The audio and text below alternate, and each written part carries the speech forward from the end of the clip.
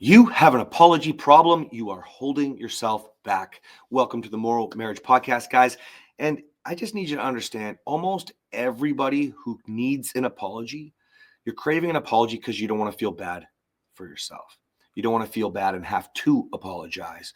And a lot of you I'm not saying you don't deserve an apology, by the way, but a lot of you spend so much time looking for the apology that you're holding yourself back because you're never actually looking at who you are and what you have done, how you have contributed to it. I wanted to piggyback off the last episode because the amount of people who sit in their blame waiting for their apology are doing nothing. You should feel terrible. I don't care if you are owed an apology. You always are responsible for your own choices. I don't care how badly you've been hurt. You are always responsible for your choices, okay? When you demand an apology and it's a list, you're not even going to feel good. Whether it's a list of 1 or a list of 100, you are not going to feel good when someone says, I'm sorry, unless their words can be validating, can understand you. They're empathetic towards you, okay? When you allow them to learn how you feel, instead of demanding apology, you're going to get somewhere. I'm intrigued. That last statement, when you allow them to learn how you feel, instead of demanding an apology, you're going to get somewhere. Yes. Thank you. I love it when you get all. Ooh. I'm intrigued. Yeah. Yeah. All right. I'm listening to my own podcast today. Live, ladies and gentlemen, live. I get a live show. Oh, you're going to get a live show after this. All right. You have to give your partner an opportunity to learn from you. Okay. You know, the thing that happens with this a lot of times with people is you start to really cram down the issue you want to solve, communicate. Okay, so you're no longer having a conversation. Conversations is where it's at. That's where the good stuff happens. Okay, but you're trying to work through communication, which means we can't talk about dreams. Nope. Can't achieve. We can't have fun.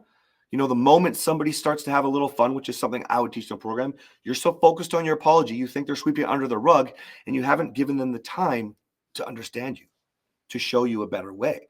You see, the apology won't actually make you feel better. You might be like Kathryn. Kathryn likes an apology if I fuck up. Oh, yeah, I need one. Yeah. It needs to be a good one. Excuse me. So, of course, there's going to be an apology accompanying my actions. Okay, but my words must align with my actions or the apology will mean shit. Some of you people are demanding apologies from somebody you don't trust, meaning I don't think your changes are real. I wonder how long these changes are going to last. Some of you get the damn fucking apology and then you say that. Well, I don't even believe you. Then why are you asking? Yes. Thank you. That's ridiculous. That's fucking ridiculous. Yes, and it happens all the time. You don't actually want one because you do need one and you recognize you need one. And everybody's dumb with this when they parent. They train their children at a young age to say sorry when they're not. So it's bullshit. You have to train your children how to understand how the person that's hurt, that they've hurt, is feeling, and then allow them to come to the example of an apology, right? Kathryn, you're really good at this, baby, with the kids, right? Let's say Kathryn raises her voice. Kathryn is always quick to understand how they feel and recognize that they don't like that. Feeling bad. She starts to feel bad. Empathizing, right? And the kids are easy example of they'll give you an opportunity to learn how they feel. But you as adults have to embrace that. Give your partner the opportunity, because then when the person like Kathryn comes into the kids and apologizes, they just give her a big hug and they say, I love you, mama. And, they just accept her. They accept the apology. Can I jump in on this? Yeah. I'm sure that I've said this on podcasts before, so you guys have probably heard me say this. But when you the way that someone else feels, when you behave a certain way, when there's an action, whatever it is, the way that someone else feels it could be an indicator. It is an indicator that you might need to apologize. But it doesn't necessarily mean you need to apologize. Mm-hmm. You need to reflect and see, are you actually sorry for what you did? Because let's say I drank the last club soda in the fridge. What? And let's say he reacted like this. Let's say he reacted like this. Okay, let's do it. You You just drank the last club soda. That's mine. Tell Ryan to go home. Oh, okay. Cass. Okay. Honey, you drank the last club soda. I wanted it. Okay, I so would never do that either. No, I don't know who that was. Or being them. Okay. Yeah. Okay. Anyway, so how he feels. So right now you can tell that he's disappointed that I drank the last club soda. How he feels. let's do something real.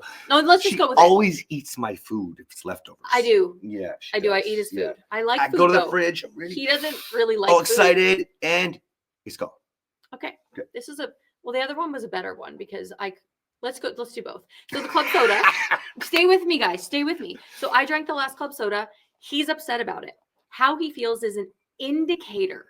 His feelings are an indication that maybe I should apologize. So now I have to say, okay, he feels really sad. He's disappointed that I drank the last club soda.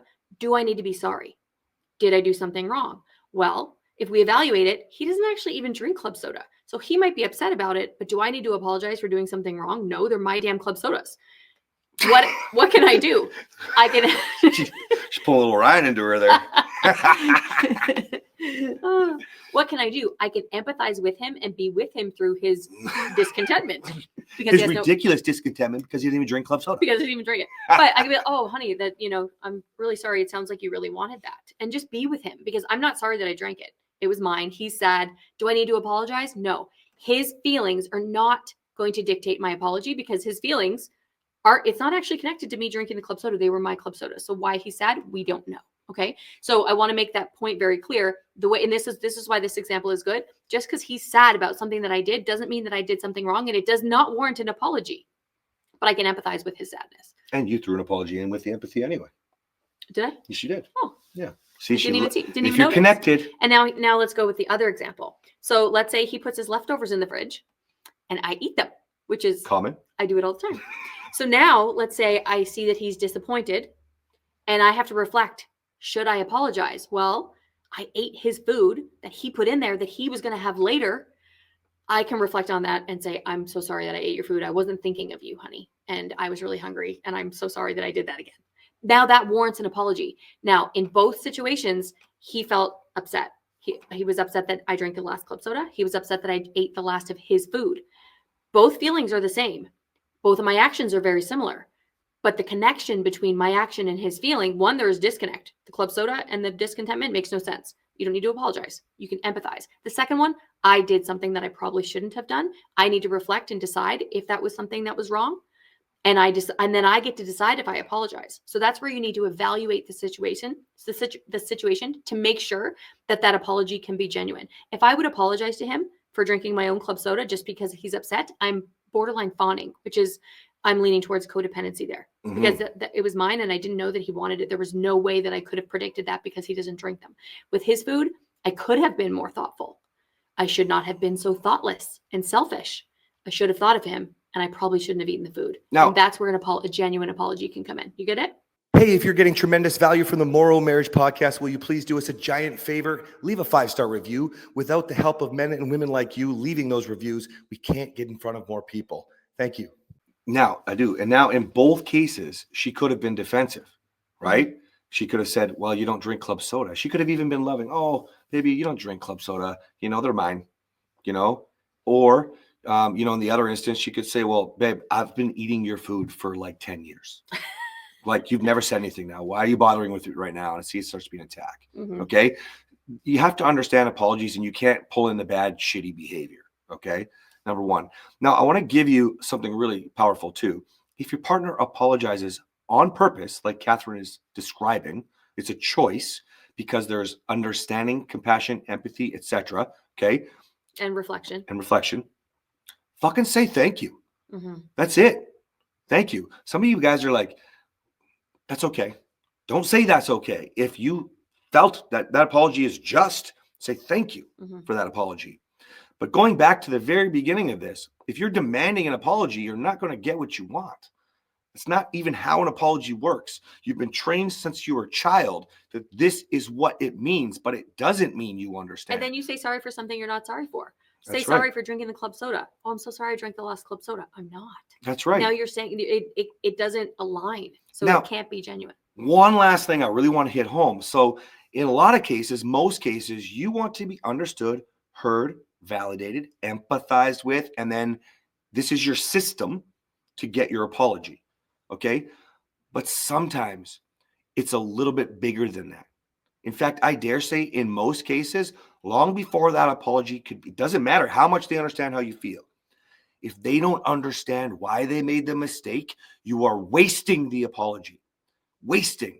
Allow your partner to grow. If you want to apologize, allow yourself the opportunity to grow. Why did I make that mistake? Needs to be behind the apology. And that's why we often have a disagreement of apologies. I'm like, you need to have actions on the line. She's like, I want a damn apology. Okay.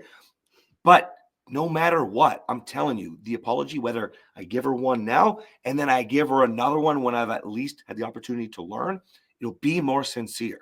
You can't beat sincerity over empathy. You cannot, because sincerity is going to encompass all of that empathy, all of that understanding. Sincerity, honey. What am I saying? Sincerity? Yeah. Sincerity. That's what we do. She's like a dictionary for me.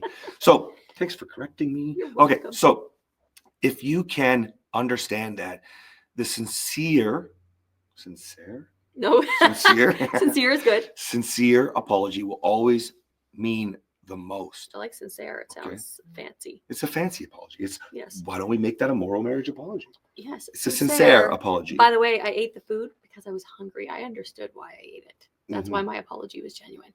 Yes. I understood why I did what I did. Yeah. I'm sorry. I'm gonna feed you something right now. Okay, guys. Before we go, if you're getting value from this podcast, please leave a 5-star review. Help us reach more people. This is, I believe, I just found out it's the fastest growing marriage podcast in the last year. And you can help us reach more people with that 5-star review. So thank you guys, and we'll see you next time. Bye.